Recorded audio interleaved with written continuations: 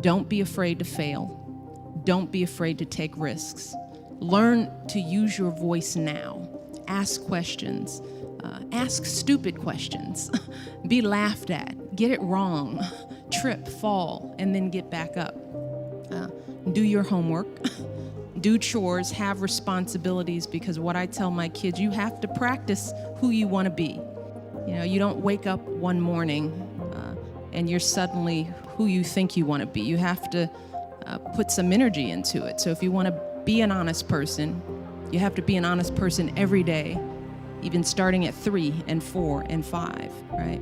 If you're going to be a hard work doesn't just appear. You have to practice hard work. You have to practice effort. And I also encourage them and try to help them understand that good things don't come easy. With that effort, that's where you grow. That's where growth is. Some of the best times in my life when I've grown, it's when I've done something hard, when I've overcome a fear. You don't realize that when you're doing it, but when you come out on the other side, you realize, wow, I've really stepped up. So I push my girls, but more importantly, I love them a lot. And that's what I feel for all of you. I want you guys to feel that in your lives so that you can be excellent.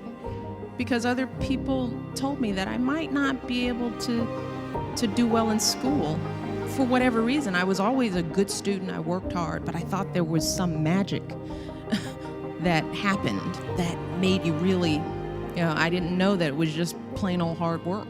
So there were periods of doubt for sure. I think I have doubts today. Doubts don't go away. You just learn how to deal with them. You start knowing yourself and you become more confident. The more successes you have, the more chances you take. You don't let the failures or the stumbles define you. Everybody falls every now and then. Some people fall a lot. And what I realize is that we have long lives if we're healthy and we do what we're supposed to do. I'm 47 years old.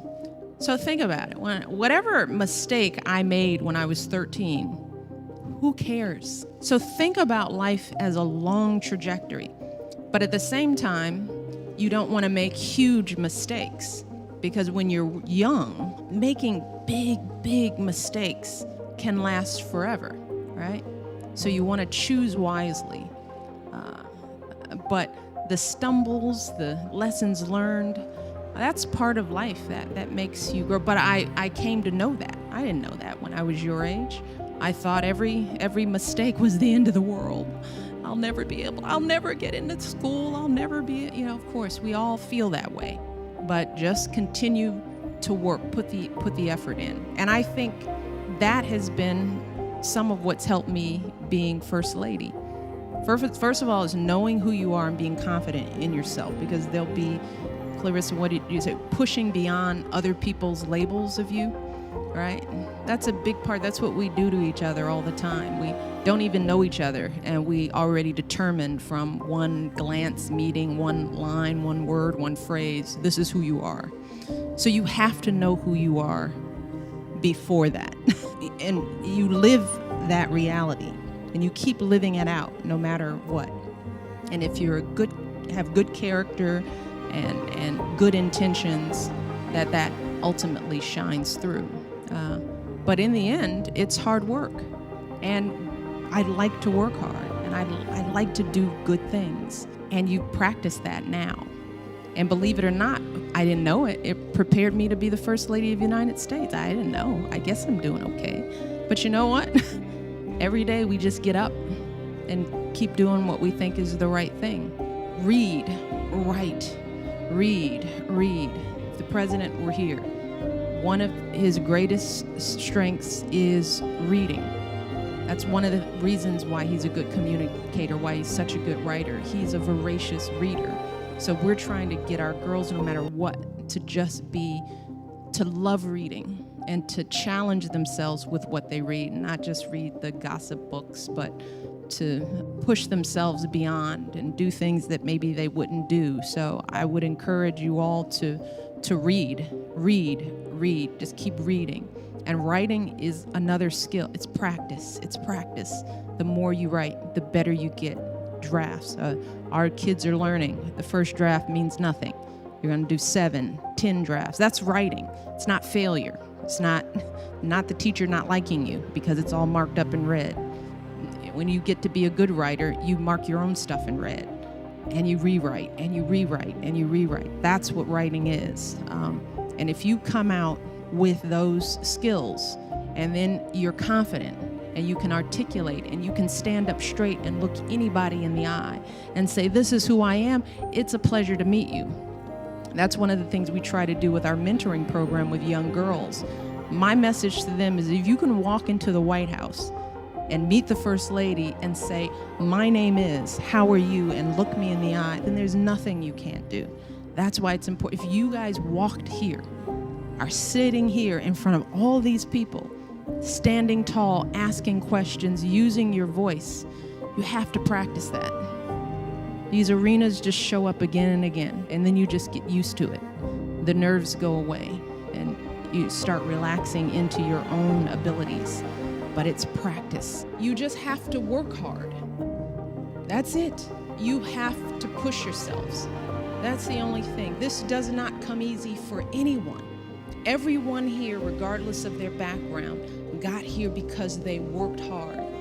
And you stay here because you work hard. But more importantly, you have to believe in yourself. You have to mentally believe that you can be here. You have to paint that picture for yourself. That's going to be my message to young people. But here's the thing. I know that that message alone isn't enough. Like I said, this is a two-way street, and that means we all have to step up. Because make no mistake about it, these kids are smart. They will notice if we're not holding up our end of the bargain. They will notice if we tell them about applying for college or financial aid, but then no one's there to help them choose the right school or fill out the right forms. They will notice if we tell them that they're good enough to graduate from college, but then no college asks them to apply. No college invites them to visit their campus. And so we've got to recommit ourselves to helping these kids pursue their education. And as you discussed in your first panel today, one of the first steps is getting more underserved young people onto college campuses. The fact is that right now we are missing out on so much potential because so many promising young people like Troy, who have the talent it takes to succeed, simply don't believe that college can be a reality for them.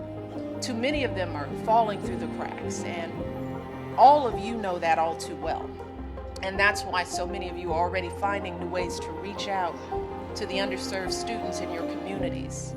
You're helping them navigate the financial aid and college admissions process, and you're helping them find schools that match their abilities and interests. And here's the good news. Time and again, you all have shown that you have the experience, the passion, and the resources to help these young people thrive. For example, in recent decades, you've realized that students from across the socioeconomic spectrum have been coming to campus with more and more issues like eating disorders and learning disabilities, emotional challenges like depression and anxiety, and so much more. And luckily, you all have not shied away from these issues. I've seen it. I worked at a university. And you haven't said, these aren't our problems. We're a university, not a hospital, a counseling center. No, you've stepped up.